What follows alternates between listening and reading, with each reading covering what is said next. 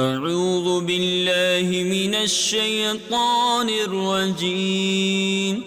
بسم الله الرحمن الرحيم. ألف لام را، تلك آيات الكتاب المبين. إنا أنزلناه قرآنا عربيا لعلكم تعقلون. نحن نقص عليك أحسن القصص بما أوحينا إليك هذا القرآن وإن كنت من قبله لمن الغافلين. إذ قال يوسف لأبيه يا أبت إني رأيت 11 كوكبا والشمس والقمر رأيتهم لي ساجدين. قال يا بني لا تقصص رؤياك على إخوتك فيكيدوا لك كيدا إن الشيطان للإنسان عدو مبين. وكذلك يجتبيك ربك ويعلمك من تأويل الأحاديث ويتم نعمته عليك وعلى آل يعقوب كما أتمها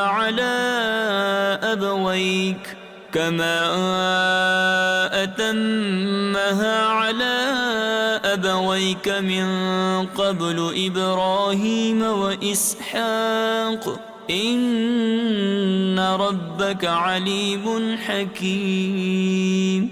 لقد كان في يوسف وإخوته آيات للسائلين إذ قالوا ليوسف وأخوه أحب إلى أبينا منا ونحن عصبة إن أبانا لفي ضلال مبين.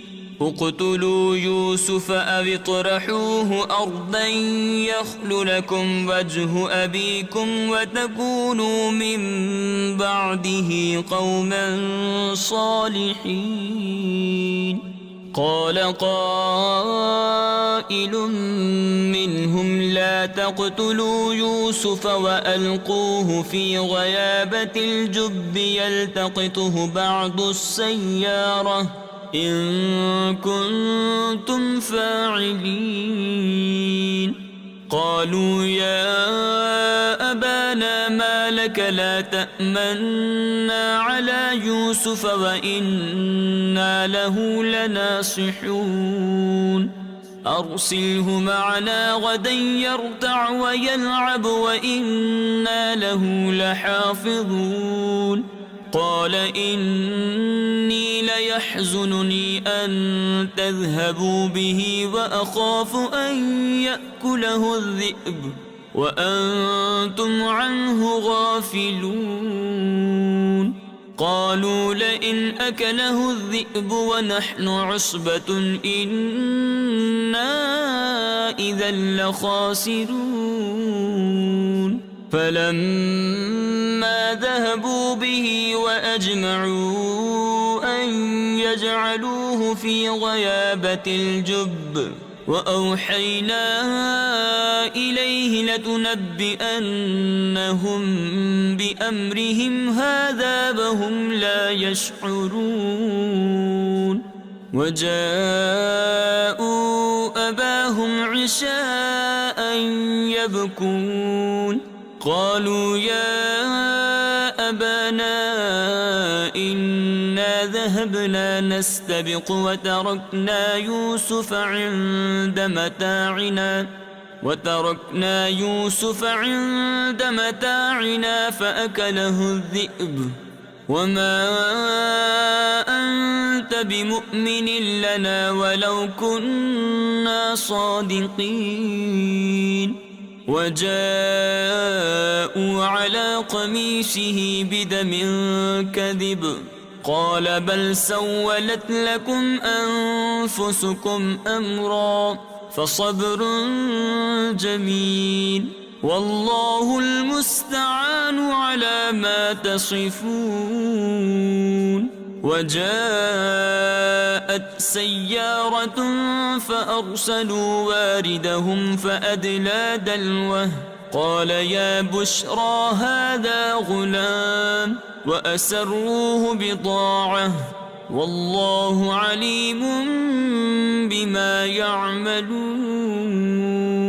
وشروه بثمن بخس دراهم معدودة وكانوا فيه من الزاهدين. وقال الذي اشتراه من مصر لامرأته أكرمي مثواه عسى أن ينفعنا أو نتخذه ولدا وكذلك مكنا ليوسف في الأرض ولنعلمه من تأويل الأحاديث والله غالب على أمره ولكن أكثر الناس لا يعلمون. ولما بلغ أشده آتيناه حكما وعلما وكذلك نجزي المحسنين. وراودته التي هو في بيتها عن نفسه وغلقت الأبواب وقالت هيت لك قال معاذ الله إنه ربي أحسن مثواي إنه لا يفلح الظالمون. ولقد همت به وهم بها لولا أن رأى برهان ربه كذلك لنصرف عنه السوء والفحشاء إنه من عبادنا المخلصين. واستبق الباب وقدت قميصه من دبر وألف يا سيدها لدى الباب قالت ما جزاء من أراد بأهلك سوءا إلا أن يسجن أو عذاب أليم. قال هي راودتني عن نفسي وشهد شاهد من أهلها إن كان قميصه قد من قبل فصدقت وهو من الكاذبين وإن كان قميصه قد من دبر فكذبت وهو من الصادقين. فلما رأى قميصه قد من دبر قال إنه من كيدكن إن كيدكن عظيم. يوسف أعرض عن هذا واستغفري لذنبك إنك كنت من الخاطئين. وقال نسوة في المدينة امرأة العزيز تراود فتاها عن نفسه قد شغفها حبا إنا لنراها في ضلال مبين. فلما سمعت بمكرهن أرسلت إليهن وأعتدت لهن متكأ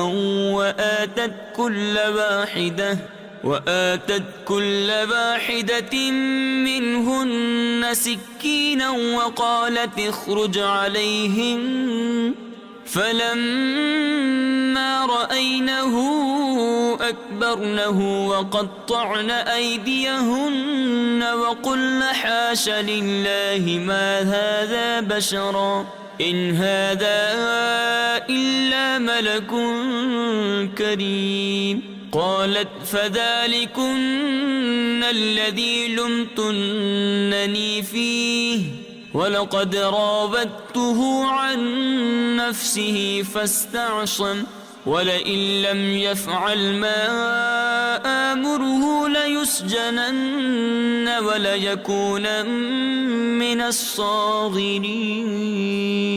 قال رب السجن أحب إلي مما يدعونني إليه وإلا تصرف عني كيدهن أصب إليهن وأكن من الجاهلين.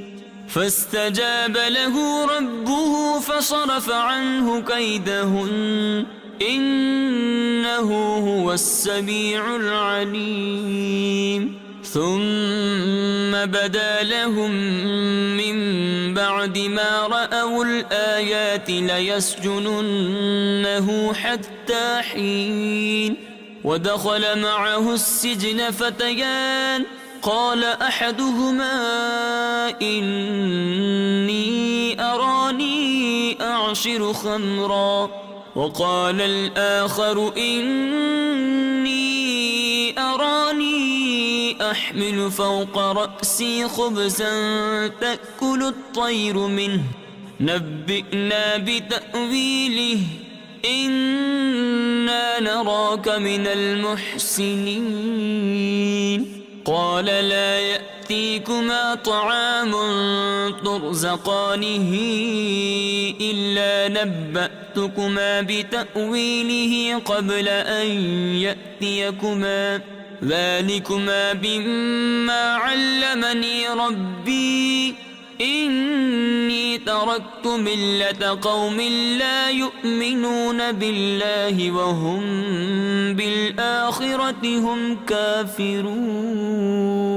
واتبعت ملة آبائي إبراهيم وإسحاق ويعقوب ما كان لنا أن نشرك بالله من شيء ذلك من فضل الله علينا وعلى الناس ولكن أكثر الناس لا يشكرون.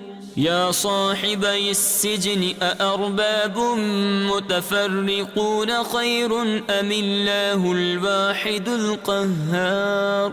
ما تعبدون من دونه إلا أسماء سميتموها أنتم وآباؤكم ما أنزل الله بها من سلطان إن الحكم إلا لله أمر أن لا تعبدوا إلا إياه ذلك الدين القيم ولكن أكثر الناس لا يعلمون.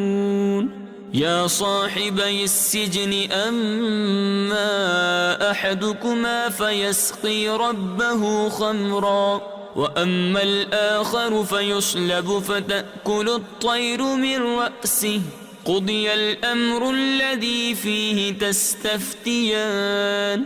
وقال للذي ظن أنه ناج منهما اذكرني عند ربك فأنساه الشيطان ذكر ربه فلبث في السجن بضع سنين. وقال الملك إني أرى 7 بقرات سمان يأكلهن 7 عجاف و7 سنبلات خضر وأخر يابسات يا أيها الملأ أفتوني في رؤياي إن كنتم للرؤيا تعبرون. قالوا أضغاث أحلام وما نحن بتأويل الأحلام بعالمين. وقال الذي نجا منهما وادكر بعد أمة أنا أنبئكم بتأويله فأرسلون.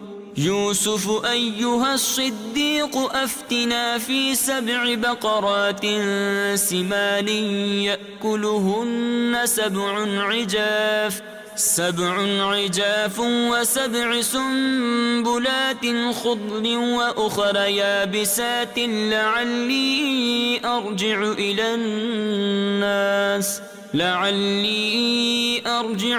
الناس لعلهم يعلمون. قال تزرعون 7 سنين دأبا فما حصدتم فذروه في سنبله إلا قليلا مما تأكلون.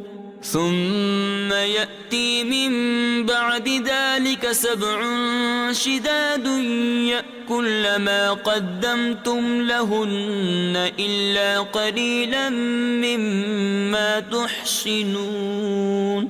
ثم يأتي من بعد ذلك عام فيه يغاث الناس وفيه يعصرون. وقال الملك ائتوني به فلما جاءه الرسول قال ارجع إلى ربك فاسأله ما بال النسوة اللاتي قطعن أيديهن إن ربي بكيدهن عليم. قال ما خطبكن إذ راوتن يوسف عن نفسه قلن حاش لله ما علمنا عليه من سوء. قالت امرأة العزيز الآن حصحص الحق أنا راودته عن نفسه وإنه لمن الصادقين. ذلك ليعلم أني لم أخنه بالغيب وأن الله لا يهدي كيد الخائنين. وما أبرئ نفسي إن النفس لأمارة بالسوء إلا ما رحم ربي إن ربي غفور رحيم. وقال الملك ائتوني به أستخلصه لنفسي فلما كلمه قال إنك اليوم لدينا مكين أمين. قال اجعلني على خزائن الأرض إني حفيظ عليم. وكذلك مكنا ليوسف في الأرض يتبوأ منها حيث يشاء نصيب برحمتنا من نشاء ولا نضيع أجر المحسنين. ولأجر الآخرة خير للذين آمنوا وكانوا يتقون. وجاء إخوة يوسف فدخلوا عليه فعرفهم وهم له منكرون. ولما جهزهم بجهازهم قال ائتوني بأخ لكم من أبيكم ألا ترون أني أوفي الكيل وأنا خير المنزلين. فإن لم تأتوني به فلا كيل لكم عندي ولا تقربون. قالوا سنراود عنه أباه وإنا لفاعلون. وقال لفتيانه اجعلوا بضاعتهم في رحالهم لعلهم يعرفونها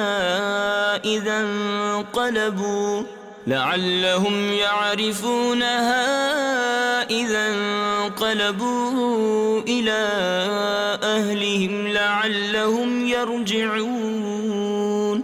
فلما رجعوا إلى قالوا يا أبانا منع منا الكيل فأرسل معنا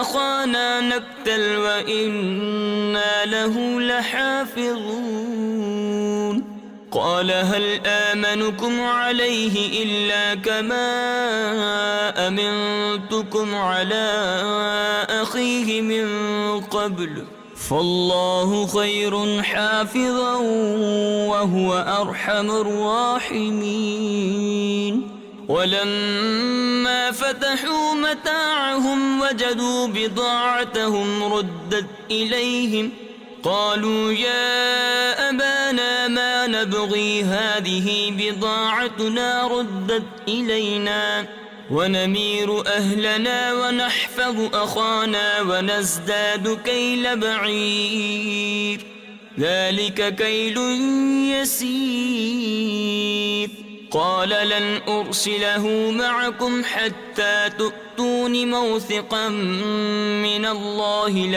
لتأتونني به إلا أن يحاط بكم فلما آتوه موثقهم قال الله على ما نقول وكيل وقال يا بني لا تدخلوا من باب واحد وادخلوا من أبواب متفرقة وما أغني عنكم من الله من شيء إن الحكم إلا لله عليه توكلت وعليه فليتوكل المتوكلون ولما دخلوا من حيث أمرهم أبوهم ما كان يغني عنهم من الله من شيء إلا حاجة في نفس يعقوب قضاها وإنه لذو علم لما علمناه ولكن أكثر الناس لا يعلمون ولما دخلوا على يوسف آوى إليه أخاه قال إني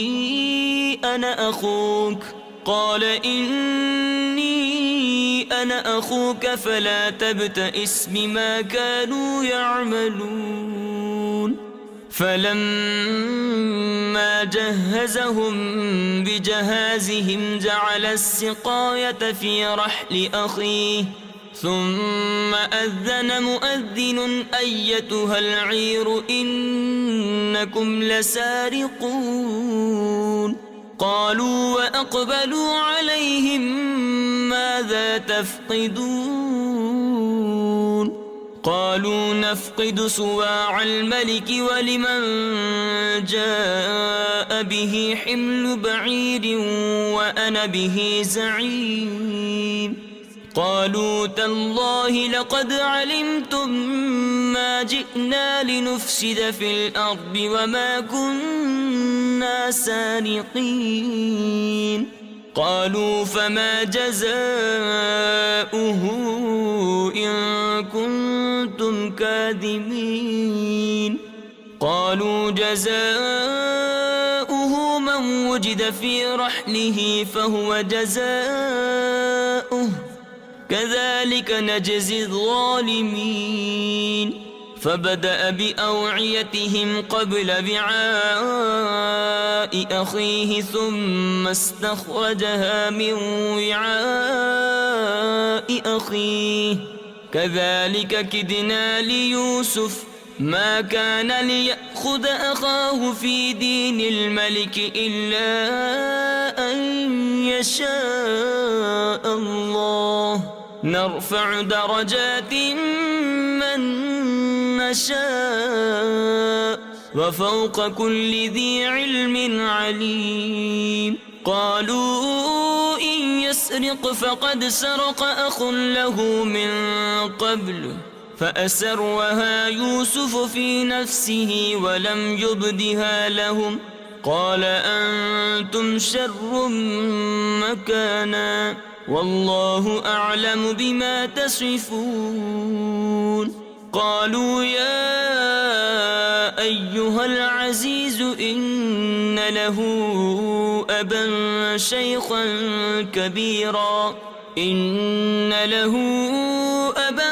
شيخا كبيرا فخذ أحدنا مكانه إنا نراك من المحسنين قال معاذ الله أن نأخذ إلا من وجدنا متاعنا عنده إنا إذا لظالمون فلما استيئسوا منه خلصوا نجيا قال كبيرهم ألم تعلموا أن أباكم قد أخذ عليكم موثقا من الله ومن قبل ما فرطتم في يوسف فلن أبرح الأرض حتى يأذن لي أبي أو يحكم الله لي وهو خير الحاكمين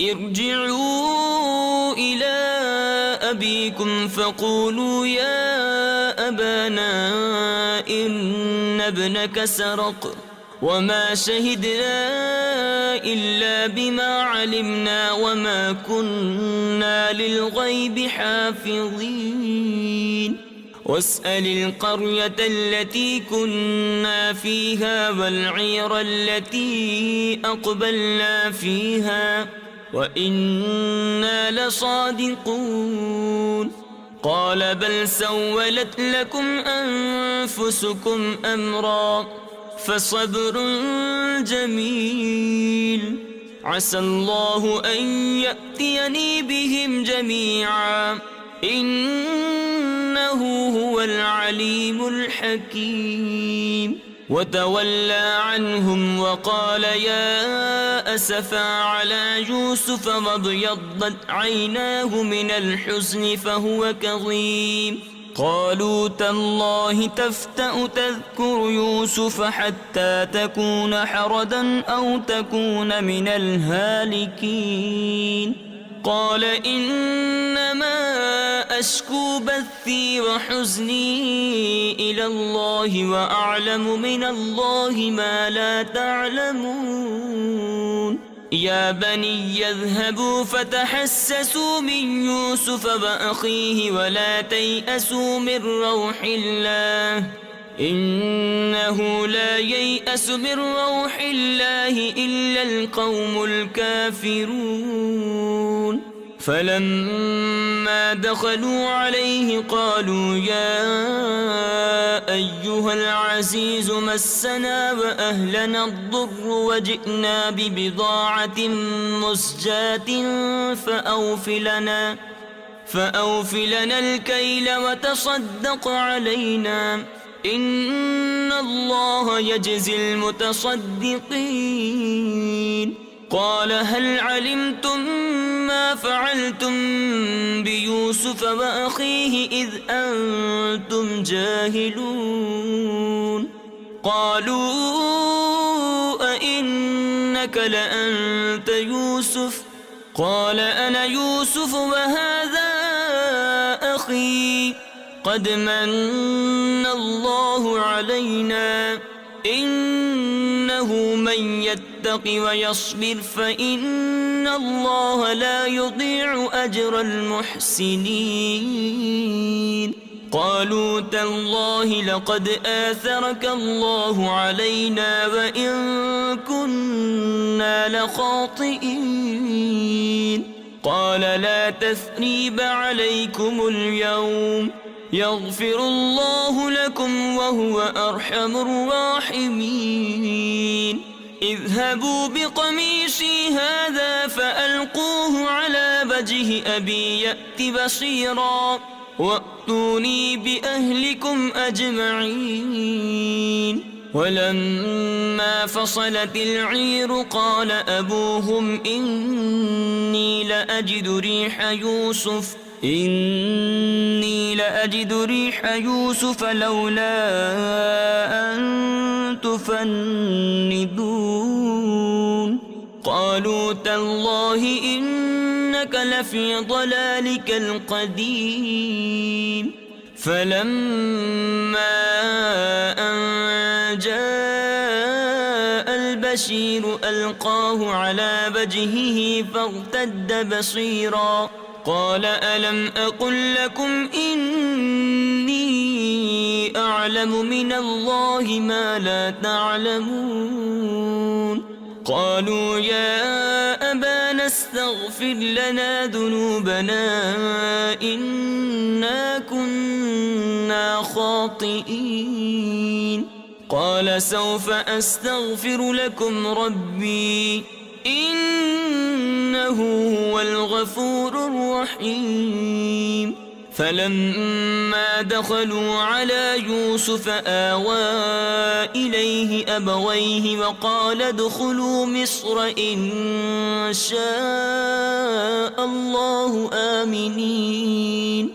ورفع أبويه على العرش وخروا له سجدا وقال يا أبت هذا تأويل رؤياي من قبل قد جعلها ربي حقا وقد أحسن بي إذ أخرجني من السجن وجاء بكم من البدو من بعد أن نزغ الشيطان بيني وبين إخوتي إن ربي لطيف لما يشاء إنه هو العليم الحكيم رب قد آتيتني من الملك وعلمتني من تأويل الأحاديث فاطر السماوات والأرض أنت وليي في الدنيا والآخرة توفني مسلما وألحقني بالصالحين ذلك من أنباء الغيب نوحيه إليك وما كنت لديهم إذ أجمعوا أمرهم وهم يمكرون وما أكثر الناس ولو حرصت بمؤمنين وما تسألهم عليه من أجر إن هو إلا ذكر للعالمين وكأي من آية في السماوات والأرض يمرون عليها وهم عنها معرضون وما يؤمن أكثرهم بالله إلا وهم مشركون أفأمنوا أن تأتيهم غاشية من عذاب الله أو تأتيهم الساعة بغتة وهم لا يشعرون قل هذه سبيلي أدعو إلى الله على بصيرة أنا ومن اتبعني وسبحان الله وما أنا من المشركين وما أرسلنا من قبلك إلا رجالا نوحي إليهم من أهل القرى أفلم يسيروا في الأرض فينظروا كيف كان عاقبة الذين من قبلهم ولدار الآخرة خير للذين اتقوا أفلا تعقلون حتى إذا استيأس الرسل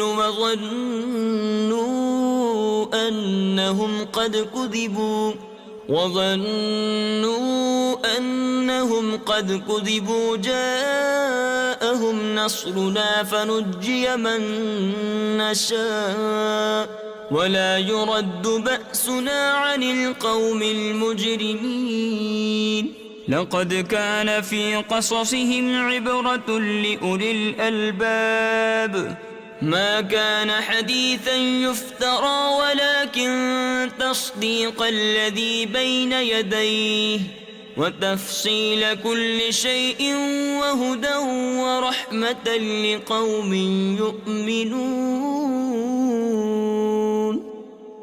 صدق الله العظيم.